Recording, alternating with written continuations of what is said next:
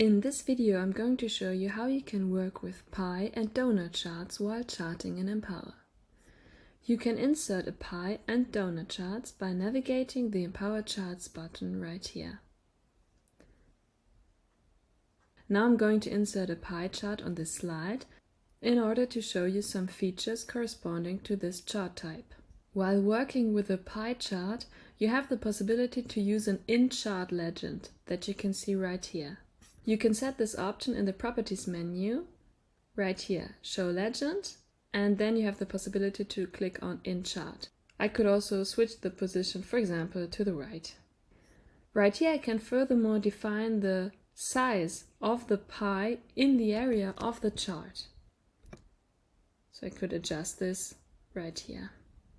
Moreover, I have the option to use a custom label right here in the Data Labels menu by clicking on the button Custom. The custom label can contain the category of the respective label. So right now our label only contains the percentage value, and if I click on Add, I can add another element to this custom label. That could be, for example, the category. Now I can change the position and create my own custom label.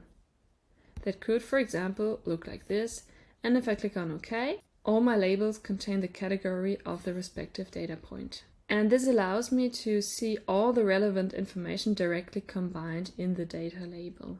In the Data menu, I can set the categories order, if they should be ordered clockwise or counterclockwise. By definition, a pie chart only has one series, and this is why you cannot define the series orders, as it can be done in other chart types. You can see in the mini Excel that this chart only has one series right here.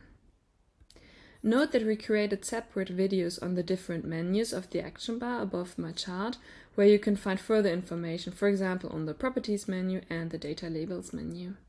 If I want to highlight one individual piece, I can also pull it out of my pie chart by simply clicking and dragging like that. And this rotation symbol inside of my chart allows me to rotate the chart the way I want. On this slide we're going to insert a donut chart by simply clicking right here. Concerning most features, the donut charts behave very similarly to pie charts. The first difference while working with a donut chart would be that I cannot pull one piece out of my chart. Secondly, I have the option to create additional series. For example, I could add another series in my mini Excel right here. And now you can see that the series are displayed as multiple circles into one another. I hope this video helped you to understand the specialties while working with pie and donut charts in Empower. Thanks for watching. Goodbye.